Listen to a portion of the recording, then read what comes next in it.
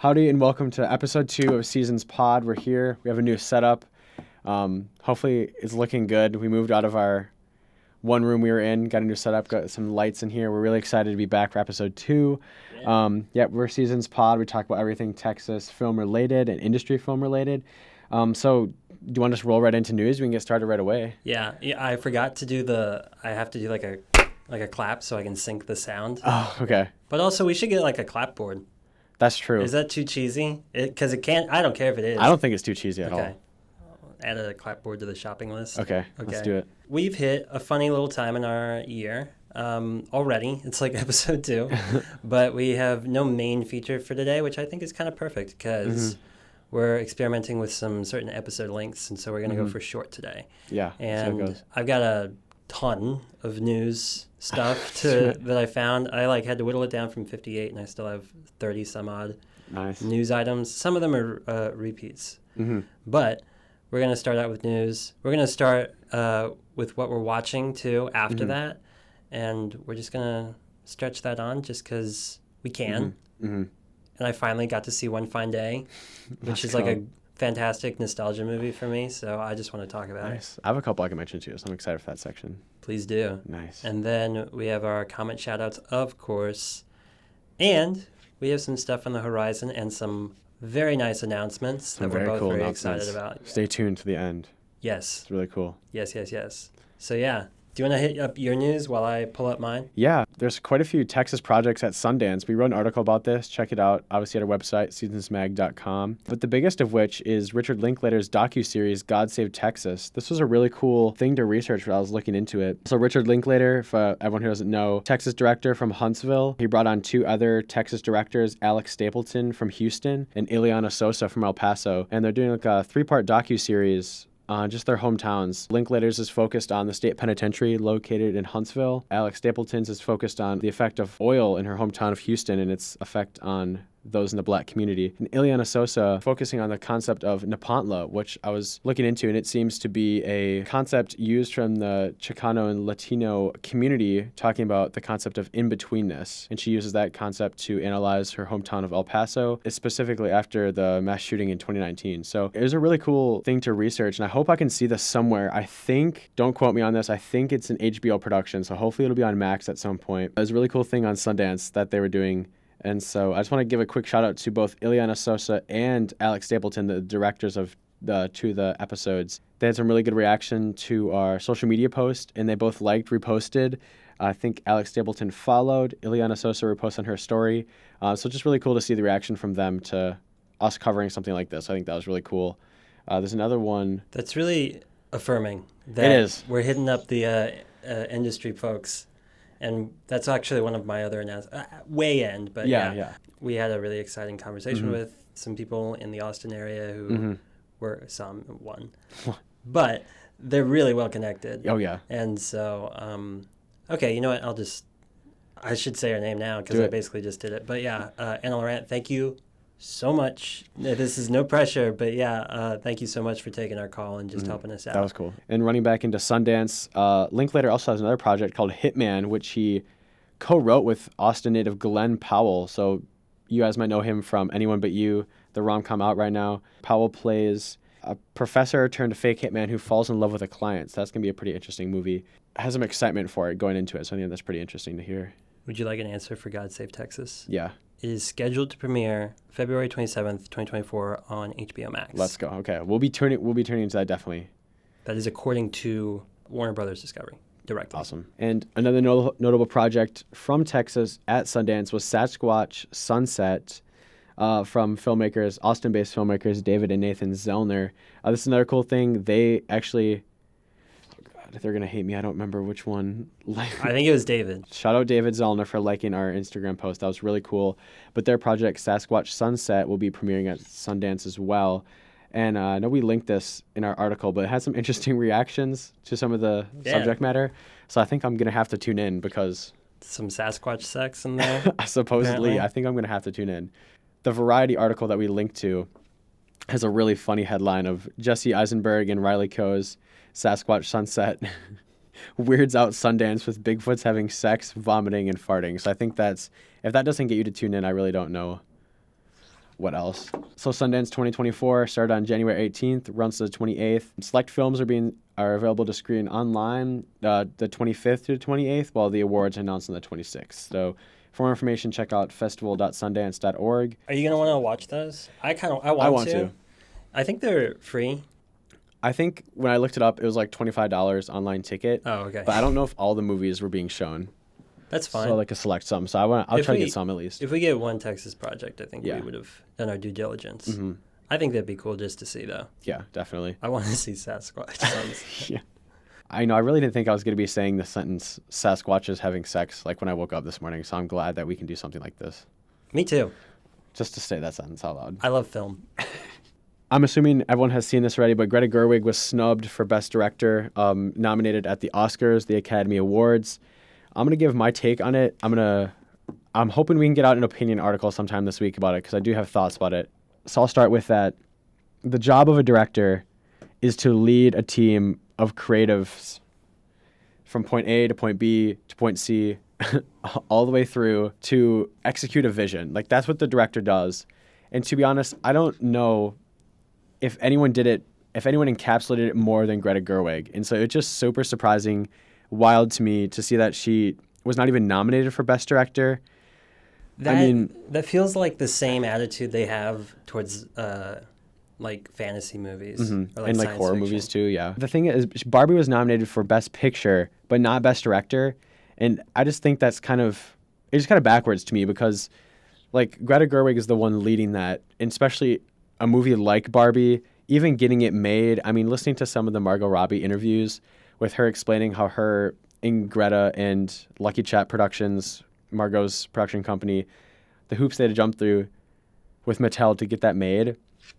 And like convincing a corporate toy company to like be put on blast like that and to kind of like use their IP to explain patriarchy to inanimate objects, like even getting that concept made and just the kids too. Exactly. They completely overlooked who it matters for, and it matters to kids. And like I mean, my niece went absolutely nuts over the fact that they made a Barbie movie, a live action one. The execution of it was amazing to be that good of a movie. Like, I just think it was absolutely crazy that she got stumped for that. I mean, I'd go so far. I think it has to be. I think it's going to be Nolan now who's going to win it. But I think it had to have been either Greta or Nolan because of the scale of both their movies, the subject matter of both their movies. You know, what an unintelligent I mean, just cynically speaking, what an unintelligent move to keep them out because they could have gotten eyeballs for a Barbenheimer resurgence for one night. Again, exactly. And I think it had to have been those two. I think it's going to be Nolan now. But the subject matter of both those movies, I mean, look at Oppenheimer with, I mean, what it's been said, 3 hours of scientists talking in a room, and then Barbie of teaching patriarchy to inanimate objects is like, in both those movies, Barbie over $1 billion in the box office, and Oppenheimer nearly $1 billion. I mean, like, I think it had to have been those two to handle both those projects, the success of both those projects. But to see Greta not even nominated was definitely a shock and a pretty big disappointment, I think, on my end for the Academy Awards. So that was my second piece of news, but also some opinion on my part. So. Absolutely. Yeah. I can't wait until you write your article. Okay, good. Sorry, I'm a little distracted because my microphone is going nuts. Hello. Okay, we're good. Oliver Stone gave a quote to Yahoo News. Shout out Yahoo. Hell yeah. Yahoo use. God, I just switched the Yahoo. He put down Ryan Gosling for Ken. Mm-hmm. So kind of like related. He said it was ridiculous. Ryan Gosling is wasting his time if he's doing that shit for money. He should be doing more serious films, which I've seen his movies. He's done enough serious stuff. He's good. And on that note, even to say Barbie is not serious, I mean, yeah. Like, you didn't watch the movie then. Who wants everything serious anyways? He shouldn't be a part of this infantilization of Hollywood. Now it's all fantasy, including all the war pictures. fantasy, even the Fast and Furious movies, which I used to enjoy, which is a surprise to hear, have become... I just like how he brings in Fast and Furious of all the movies he could have referenced in Hollywood these days. Well, he did say, even the Fast and Furious movies, which I used to enjoy, have become like Marvel movies. I mean, how many crashes can you see? Look, those are valid. Yeah. They don't have to be high art. Mm-hmm. And I do wish some of them were like putting a little more effort, but I don't think Barbie is a guilty offender, or Ryan Gosling. Dude, not at all. I've like the exact opposite take of that guy. Well, the reason they are even giving this guy credo is because he won an Oscar. Oh, okay. There is a rumored Disney maternity ward at the Magic Kingdom that's being constructed. That's from the New York Post, though. That's probably bull. This one I did like. It was the Adam Sandler space movie. Screen Rant says, Netflix unveiled the official trailer for the upcoming science fiction drama Spaceman, starring Adam Sandler, Paul Dano, and Carey Mulligan. And I should... Wow, man. Carey Mulligan from... Maestro. There you go. Maestro. And Saltburn. Was she really? Yeah. She was. Oh, yeah. Sick. They're in space now. I think I'll pronounce this wrong. Jakub Projaka, and his encounter with a mysterious creature named Heinous. I think Paul Dano plays that guy. Okay. I like to imagine that all films exist in the same canon. So Carey Mulligan is Leonard Bernstein's wife that is lived old enough to be in Saltburn and is now in space with Adam Sandler. Sick. That's what I like to think of. That's sweet. That's going to come out March 1st. Nice. Wally Goggins, he is joining White Lotus. Bigger name maybe for some people is Patrick Schwarzenegger, son of. Oh, yeah. I was thinking of Arnold when you said it. I was trying to think of Arnold Schwarzenegger's ex-wife. That would have been funnier. Catherine, is it? No, that's the daughter. Forget it. The joke is gone. Oh, wait, no, actually, I can cut it. So I'll just make it sound like I'm so smart. Son of Maria Shriver. This is Deadline. They reported this. Walton Goggins, Amy Lou Wood, Patrick Schwarzenegger, Sarah Catherine Hook, and Sam Nivola are joining season 3 of White Lotus. Speaking of Sundance, Whiplash was named the top Sundance film of all time. Oh, yeah. Linklater's got 2 films in there. In the poll. Oh, yes. Boyhood and... Hold, please. He'll know it off the top of his head because I'm going to edit it. Boyhood and Before Sunrise. And I really want to watch the Sunrise trilogy soon. So, Do you know what that is? Yeah, it's like their life over time, right? Mm-hmm. And it's like filmed in real time. Yeah. So like... That's Ethan Hawke. Yeah. Okay. And Julie Delpy. Oh, those are set in Houston, aren't they? I don't know if they're set... Boyhood's set in Houston for sure. Boyhood is, yeah. Because they go to like Minute Maid Park and stuff. Okay, sick. But Whiplash, I think it's deserved. Whiplash is honestly one of the scariest movies I've ever seen. No joke. Yeah. You ever seen Whiplash? No. You have to. J.K. Simmons. We're doing great for a podcast report. You seen that? Nah. No. This is not movie news. Can we do not movie news sometimes? Tina Fey could easily take over SNL, but she's got Mean Girls out, so I'll relate it to that. Okay. Lorne Michaels said that, too. Oh, that's cool, actually. He said, Tina's brilliant and great at everything. She's a very important person in my life. Yeah, she could easily take over SNL. I heard there's a Lorne Michaels movie in the works. Ooh, okay. Like about the first night, like the first show of SNL. And then Greg Daniels is still working on a sequel series to the U.S. version of The Office. What is it gonna... Don't know. The Office... They come back to The Office? Maybe it's like the other side of the annex. Interesting. You know what I mean? Maybe it's just all normal people and they're watching the events unfold in The Office. Yeah. Or I don't know how fun that is, but... It's the film crew. The film... And that's why I'm bringing it up. That would actually be funny. Margot Robbie's taking a short break from acting, from IGN. As deserved. She says everyone's probably sick of me after the sight of her in Barbie. I don't think that's true. I don't think it's true either. Speaking of Schwarzeneggers, Arnold Schwarzenegger was detained by customs officers in Munich over a luxury watch while he was traveling to Austria.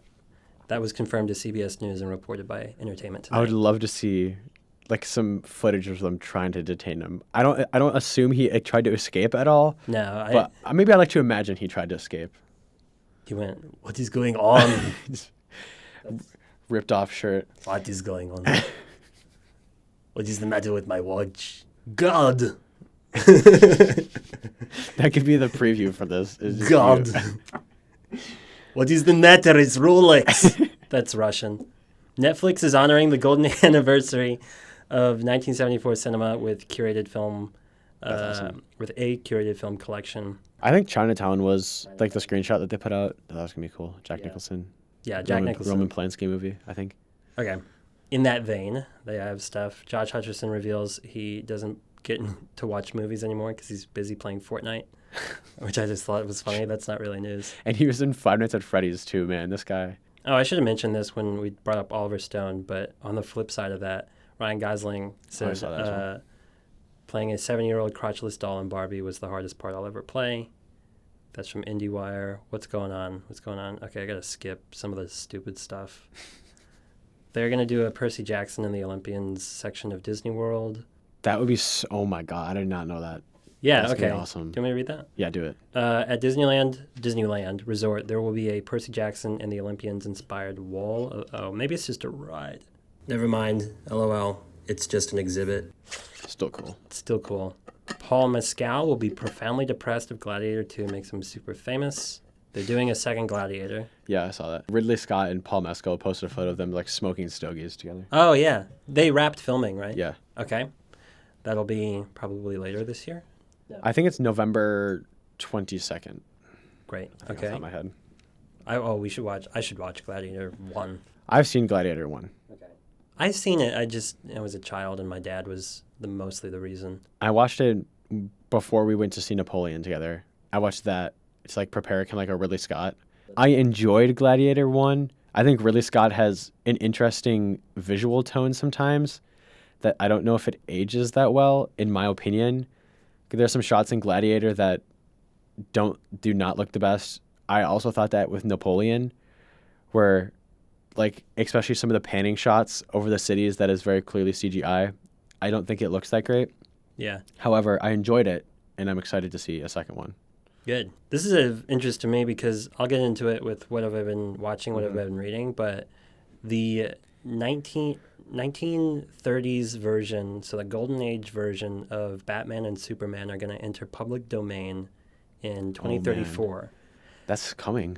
Yeah. That's soon. And then that is going to open that up to people just for that specific like era. Okay. I think as the years go, it'll open it up to like, okay, you can do this year. That's public domain. That's a guess. But this will open up to, like, remember when they did it? I know everyone's talking about it in relation to this, but when they did the Winnie the Pooh horror movie, I was just going to mention that. The Blood and Honey one. Oh, yeah. Yeah, and everyone's like, oh, God, they're going to do Superman. What are they going to do with Batman and Superman? Yeah. But that's on the way. I'm for it. So how does that apply to, like, DC stuff? Can anyone make a Batman movie now? Yeah, they can make that version of it. Okay. They cannot set it in the modern day, I don't think. Interesting. And since that version killed, I think they have to make him kill as well. Otherwise, they're characterizing it as a later version. That's true. Which is funny. Batman just ruthlessly beats up people, no killing. He hung a guy off his plane in the comics. He like lynched a man and flew him through town. I think he, got in a fight with him, and then the guy like tripped and fell onto the grappling hook or whatever. Yeah, sure. Tripped and fell. Right. But yeah, and then they'll do you can only do the version of Superman that just jumps really tall. Oh, okay. But he can't fly. Interesting. And you can't make his logo look like, because they started with a triangle. Nice. Anyway, I knew I was going to like that piece of news. They have a new Indiana Jones video game. Daisy Ridley is rumored to be paid $12.5 million to return to Star Wars. And new movies on the horizon. Mother's Instinct has Anne Hathaway and Jessica Chastain. Zendaya is in Challengers. She's in something else where she has a threesome or something. Yeah, that's Challengers. Oh, sweet. Okay. That was supposed to come out in September, and they moved it. Luca Guadagnino is the director. He did Call Me by Your Name in Bones and All with Timothée Chalamet. Nice. Actually, Timothée Chalamet was both in Bones and All and Call Me by Your Name. Sick. Good recall. It's funny. Listen to this.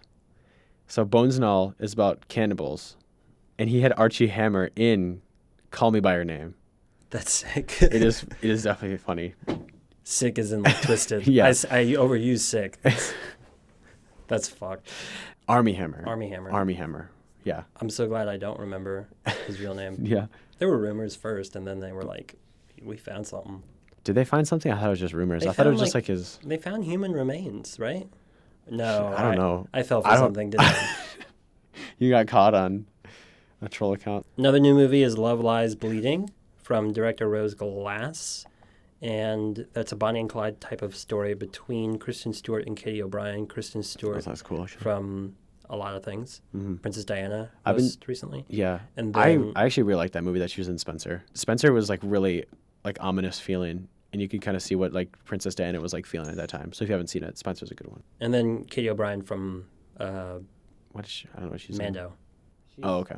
Alec Baldwin charged with involuntary manslaughter for the death of Helena Hutchins in Rust shooting. That's huge news. I think a lot of people have said, like, prop master's responsible, Mm-hmm. but he should have been trained in gun safety. Mm-hmm. People should have spoken up sooner. And I think Yeah. And when you get things like that where there's like, well, it's his fault. No, it could have been their fault. It's almost no one's fault. Yeah, I guess I kind of agree. More like, I don't know if it's nobody's fault, but almost everyone's fault. So I think I'll take a opposite stance. Everyone's fault. Yeah. It's just like the set. Like something more was wrong on the set than just that day happening. Yeah, I do agree. It is everyone's, because there's clearly a communication and a physical breakdown of what should have happened. And like, if that doesn't happen, maybe something else happens on that set. So who knows? But also, just use rubber guns forever now. Yeah. Because I don't care anymore, and they'll look the same. Mm-hmm. Right? Yeah. Sorry, I burped. It's okay. The suspense helped. You agree, though? Yeah. Okay. I think so. That's a horrible story all around, and I'm so sorry that it's just happened to the world and to those people specifically, most specifically to Helena Hutchins, because she died. Yeah. Keeping it going, though, John Boyega is going to star as young Eli in an upcoming Book of Eli prequel series. I don't know the truth on this one. It says David Cornsweet says that he's learned to communicate with eagles so he can recreate the iconic Superman covers. Of like flying through the air? Is that what? No, just like holding an eagle on his arm. Oh, okay. I guess I don't know what the... That's got to be fake. Or he's kidding. Maybe he's being completely truthful. Well, the excerpt that I have here, via Variety, okay, says, if eagles don't land on my hand, I'm not doing it. Funny guy. He's 6'4". Wow. He's got the body space for an eagle to land on him. Tree trunk. Could you imagine, though, like, forearm. Just, like, calling and boom, an eagle lands on you? I think about it nightly. I dream about it. Oh, I just wanted to end on this one because I talked about it last time, but they revealed full artwork for Wolverine. That's cool. Costume and Deadpool. And I'm going to end it there because I think I kind of went over time, but I think I went through all 58. Let's go. We're going to cut a lot of it.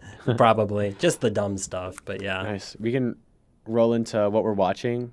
Let's see. I'll start. So I've been on 3 main things. So Mean Girls, I know we talked about that last episode. I went to see it, really enjoyed it. I thought a little awkward start for the musical, but eventually gets into it. Renee Rapp is also hilarious and my new favorite celebrity. I don't know if you've seen, do you know who Renee Rapp is? I saw bits of her from SNL. Okay, so yes. And so she was on SNL in Mean Girls. She played Regina George in the Broadway version of Mean Girls, but she is like not media trained, or if she is, she just completely ignores it. So she has some really funny like compilations of her just like dropping really funny anecdotes. So she's hilarious, and she was actually really funny in SNL, which I liked. They did a Saltburn thing because Jacob Elordi was on there. Okay, I don't know if you saw that. That was actually funny. So I've been on Mean Girls, Alien too. I started Alien, did not finish, but I got Hulu recently and I saw it on there. I was like, okay, I need to watch the Aliens. Yeah. So Alien, and then I'm watching The Bear on Hulu. The Bear is really good. Yeah. Sorry, I also love Alien, but okay. I know it's basic to like The Bear, but it's really good. It is good, and it's so stressful. Like the first episode, I just wanted to be like, just like stop yelling at each other, please. Oh, yeah. And like the food is so good. The editing in it is so good. Of like, they just have whole scenes of them just baking. Well, one of the producers is actually a chef. Is it Maddie Madison? Yeah. Okay, that's what I thought. Mm-hmm. I want to know what he owns, but keep talking. Yeah, but I really like The Bear. I'm 5 episodes in, I think, and it looks great. It's written great. It's edited great. I mean, no wonder why it's winning all these awards. Like, I know what you're saying, definitely not a comedy. It's funny sometimes, but definitely not. I don't know what's the right amount of comedy for a comedy, but they balance it really well. Yeah. I think they're using the fact that they brought in a lot of comedy actors. Mm-hmm. You're going to get to the Christmas episode in season 2, and you're going to lose your mind. Okay. But in terms of like who they cast and the performances just in general. Yeah. But, well, I don't want to reiterate what we said last time, but it's really good. It's a really good show. It is. And it's just like, I cannot articulate enough how good some of the food looks in there, like, especially the desserts that Marcus does. Yeah. Shout out Lionel Boyce, Tyler Creator's friend. That's what I know him from. Yeah? And Loiter Squad. You ever seen Loiter Squad back in the day? I did. The Tyler Creator show. But anyway, Lionel Boyce is good in that show, and Marcus makes just delicious looking desserts. I'm of the mind that I wish they did more spoiler, or, sorry, what's it? I swear to God I've seen it. I just forgot the name, though. Mm-hmm. You're not going to help me? Wait, what? Loiter Squad? Loiter Squad. Oh, yeah. I said Spoiler Squad. Loiter Squad. Mm-hmm. Good show. It is. I know Tyler, the Creator, stopped it so he could focus on music and be known for music, but he could have done more of it. I love Loiter Squad. It is so funny. And some of the skits I do are just generally hilarious. And looking back, like, that's Tyler, and who he is now is just, it's funny. But Lionel Boyce is really good in the Bear. Matty Matheson owns Prime Seafood Palace, which is also located in Toronto. He opened that April 2022. That's cool. And he had one called Parts and Labor, but that closed in 2019. Okay. And he has also Matty's Patty's Burger Club, which is a takeout restaurant in Toronto. So nice. I think he lives in Toronto. That's cool. Shout out Matty Madison. That's what I've been watching. Mean Girls, Alien, The Bear. What have you been watching? I finally got my hands on One Fine Day. Let's go. Came in the mail. So over the weekend, I helped my mom move a treadmill to the second floor of her house. I grabbed the One Fine Day DVD from my mailbox before I left, and we all watched it on... We had to hook up her PC. She has no way of watching DVDs. She's gone all in on streaming services, which has made this job really easy because I piggyback off of a lot of them. But I was going to say, I laughed at that, but I don't even think... I have my PS3, which plays movies, but I don't think I have a DVD player anymore. I respect the PS3. Yeah. Yeah. I got it right before the PS4 came out, so... My cousin had a PS2. He never let me play. Damn. I'm sorry about that, man. It's okay. He let me watch him play Assassin's Creed all the time. Watch you play? Classic. And then my that cousin, and then my other one would play 2K. And I would watch, and I would play foosball, because he also had a foosball table. As they're playing 2K. That's just a classic experience. Yeah. So I got to watch One Fine Day. That is a George Clooney movie in 1997. He stars opposite of Michelle Pfeiffer, and it is about two divorced parents raising their kids in New York. The whole plot of that kind of kicks off because they're both they're responsible for getting their kids to a ferry ride for the school field trip, and then they both miss it. Whereas two people would have initially been not into each other. They get their cell phones switched up, and George Clooney ends up getting Michelle Pfeiffer's calls, and Michelle Pfeiffer gets George Clooney's calls. And Michelle Pfeiffer's an architect, and George Clooney's a journalist, actually. Nice. And so the climax of that is him standing up to the mayor at City Hall and saying, like, how dare you, the mob is running the trash business. Trash collection. Which is a real thing. But, yeah, I saw that last time when I was, like, 14. I just remember really liking it. Do you like it this time? Yeah. Nice. It's good. It surprisingly is rated, like, middle of the road on, like, Rotten Tomatoes and IMDb. I think it's good. Nice. I think it's, like, 8 out of 10. But I like rom-coms, and I'm not afraid to say it. They're sweet. I know this was a recommendation from both my girlfriend Cameron and Ishika out there, but they want us to review Anyone But You, which I've seen. Yeah. Not a great movie, but I did enjoy it. Okay. And so I had some fun. There's some parts I didn't like, obviously, but I had some fun, so we'll have to do that sometime. I should amend my opinion. I like the 90s, early 2000s sort of like the peak era of rom-coms. Yeah. When Harry Met Sally is like one of my favorites, nice. And then One Fine Day. How to lose a guy in 30 days, 50 days? 10 days. Some set number of days with Matthew McConaughey, right? He's also a writer in that. He's like a sports writer. And then with the modern ones, they've got to do something different because then, everything has been done. Yeah. And also they have to have like different looking couples too. Otherwise it's repeating. But if Anyone But You is tickling that part of people's brains, then I can't deny it. That's what I saw. And then I was able to finally get kicked back into ER. Nice. Which I'm really happy with. And I've just been reading Golden Age Superman, and that's pretty much the same from the other week. So cool. Feeling good. You want to roll into comment shout-outs? Yes, please. Let's do it.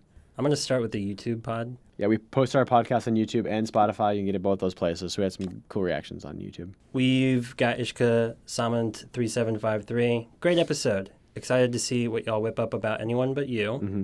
I would love to hear what y'all think about the Wizards of Waverly Place reboot. That was actually in my news. I just didn't want to get caught up on TV news. But yeah, and just reboots of big TV shows in general. Do they work well or not? I think no. I am really trying to think of a one that was good and I liked. I don't know. I don't think. Good luck. I don't think it'll work for Wizards of Waverly Place. Well, Selena Gomez is coming back to it. Yeah, which is kind of crazy to me because I don't know why she would do that per se. I don't know why. But that's funny. I'm not saying Wizards of Waverly Place didn't have content to it, but it wasn't like a drama show where they could revive some storylines. It was just like a Disney sitcom. I was definitely watching it as a kid, but yeah. I wasn't begging for it to come back. I know, and I don't know what they're gonna do again with it. I'm not saying I'm probably gonna watch it because I liked. You ever see Selena the movie for it? Yeah. It was my shit. I loved Selena Gomez when I was younger. But I just don't know. Well, they should just do more movie. I think again when they crossed them over with the Sweet Life of Zach and Cody. Oh man, dude, those were. Or at that point, they were on the cruise ship, so it was the Sweet Life on Deck. Yeah. I saw every episode of that too. Oh yeah. By the way. Those went absolutely nuts. That one and Good Luck Charlie, I think, and Hannah Montana. Yeah, I love those ones. They all live in the same world, which goes with your theory almost. Yes. Oh, and then Pranay also said, or DeHooper, who is that? I don't know. I don't know who DeHooper is. I don't know. Some really cool commentary. He said this going up. Let's go. Which I think is good. This means heading up in the. Have to explain the charts. Yeah, I'll do my Instagram. Please talk about the reel that we did. Yeah, so we did a cool reel the other day of we interviewed each other. So we put up my reel of me being interviewed, and I had some really cool reaction. It made me very happy. I had 47 likes, which was our most. Our insights kind of went pretty crazy. We had 1,187 views, 47 likes, 2 comments, and 5 DMs, sends, and 1 save. Reached over 500 accounts. Who saved it? Who saved it? Tell us who saved it. Who saved it? Who sent it? Tell us. It wasn't me. But that was just really cool to see people's reaction to my passion, which was really cool. And just seeing all my friends and family reach out to me and post that in their stories. And it was just a really cool reaction for not only me, but Seasons as a whole, that people can get reaction to hearing our mission and what we want to do. So that was really cool. So thank you to... I'm glad we did that. Definitely. I'm glad you were... because I know you had announcement posts about hey, this page exists and hey, my website exists. But I think people needed to hear you talk about why you're doing it. Mm-hmm. And it resonated, and I'm really glad. And we had other ones of those planned, but I think we're solid. Maybe we have other stuff, though, so let us know if you want to see what else we talked about. But it was really cool. So sincere thank you to everyone out there who liked, reposted, sent it, commented, even just watched it. It was really cool to see people's reactions. So that was my spiel on absolutely people's reactions to my interview. Sophie Villarreal. Yeah, shout out Sophie. Over the bat, give you a fire emoji. And then our other comment is actually from our new team member, so I'll save that one for later. It's a secret. We're getting there. Got some good reception on our Sundance stuff. Oh, yeah. Our Sundance stuff. We didn't make anything over there, but we made an article about it, and people are reacting positively, including the amazing directors who have their stuff over there and have recognized that we're very proud of them as Texans. And box office recap. Please go check out the box office recap. It's always very interesting to see how this stuff works out financially and, how your dollars go into these movies. It tells you what you're going to go see next year after that. So always interesting to talk about. And did I miss anything? I don't think so. I want to give a quick shout out to the Texas Film and Focus podcast. They reposted our stuff, liked our stuff, followed us. Another Texas film group out there. So that's just really cool. I just want to give you guys a shout out because they liked our Sundance stuff. And I think they were pretty involved with Ileana Sosa in her kind of some of the stuff she did at Sundance. So that was really cool to see another group out there. Absolutely. And then, I have one more shout out actually. Go for it. Go back to our profile. Shout out again, DeHooper Media. He gave us a really good suggestion to add some slides to our Instagram, which we have been utilizing. So shout out DeHooper Media. In our box office post, he said slides with like the prayer emojis like this. Shout out him. He gave us a really good suggestion. Hopefully we'll keep utilizing that. So that's really cool. So a couple articles coming out this week we're hopefully looking to get out is Oscar nominations dropped. We talked a little bit about that with the Greta Gerwig snub. Nom news and your opinion, right? Yes. So hopefully we can get the nomination news out and your opinion. There'll be two very separate different things. So just keep that in mind. And we're also hoping to have a Mean Girls double feature with a contributor writer, Megan Williams. I'm happy to see a double feature again. Yeah. The one we did one for Christmas season. That was fun. With It's a Wonderful Life and The Nightmare Before Christmas. And that, I think, was a really fun read. It was fun. And fun watch, too. Yeah, fun watch, fun to write. It was a cool thing. So hopefully that'd be cool with Megan. Shout out. So hopefully we can get that out this week. So I think that was what we have looking out for this week. You want to roll into announcements? Let's do it. We really only have one announcement, unless I'm really wrong. No, I think it's just one. A big announcement. We have Anna Deerdorf coming in as our new features editor. Yes. When we're going to be making our magazine, she's going to be doing a hell of a lot of the heavy lifting in terms of content inside of that. I know content's overused, but it's what it is. She's got amazing experience from over at Inside and the Battalion, and I'm sure other things that I don't know, but... and really good experience in community journalism, which is what we really want to focus on. So she's providing that editorial and just her perspective and voice is going to be absolutely fantastic for us. Yes. Very happy she's on board. Yeah. And awesome. Really excited. That's the announcement? That is. And now she leaves comments that I can't talk about because she's technically a team member. So. We have to tell her we can't comment or like on her stuff. Yeah. To be journalistic-y. So she's fired, actually. Sorry, hired, fired the same day. I'll give her a text right now. Also, earlier today, we had our meeting, and I said in front of our new member, because I lost my keys, I said I threw them behind the couch after work yesterday, which makes me sound like a rageaholic. I'd like to clarify. I tossed them in the direction of the couch, and I missed. And then I had to crawl under gone this morning on the carpet to go and get them today. And then I was 10 minutes late to the meeting. All good. I was getting my muffin anyways. Hell yeah. Very exciting. Yeah. Oh, yeah. The team grows. The team grows. I don't know if we want to talk about the goals we set between us, but this aligns with those goals of bringing in people and, expanding the coverage that we've got. Oh, I do want to actually thank Anna Laurent, we did that already. We can do it again. I mean, I want to thank her again. Thank her twice. For what she gave us, we should thank her twice, definitely. Yeah. And she's also super busy all the time, which is very cool because it's like, she's the person to go to, which feels nice. And she gave us... I appreciate her taking the time to talk to us. Definitely. And she gave us just a perspective that we weren't even aware of. So many story ideas that she said, and just her willingness to not only speak with us, but plug us and talk to other people about us and put the word about us. Also, in the community informally to people in the film industry, whether they're in Austin or wherever in this state, please reach out to us. I mean, we'd love to talk to you, maybe even feature the projects that you're working on. 100%. We want to help you tell your stories. That's what we're here for. I mean, those are the stories we want to tell. That's the stories we want to focus on. We talk about industry news, but those are the stories that are bread and butter and what give us the warm and fuzzies. Yeah. Is those stories. The warm and fuzzies. Makes me sleep like a baby. And we just read our stories and sleep nicely. And then on the flip side, if you are in Austin specifically, but anywhere really, and you would like to write about stuff that's going on in your community film-wise, please talk to us, and we would love to feature your work. Either shoot us a DM on Instagram or email SZNSMAG@sznsmag.com.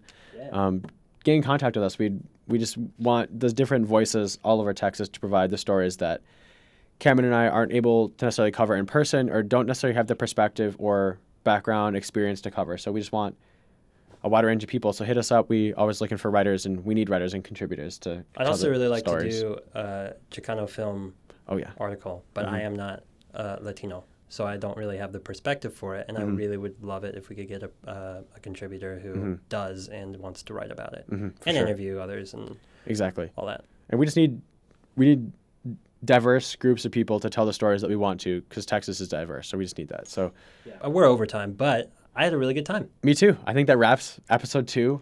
We'll be back next week. We'll try to do something weekly, hopefully come out on Thursdays. Keep us in mind. Tell us more of what you like, what you don't like. Keep commenting. We'll shout you out in the show. Hopefully, Jesus, you like what we're doing and stuff like that. Keep following, keep tuning in, keep posting us. We're ascending, so let's keep that in mind. So yeah, fun. We've done it. We're wrapped.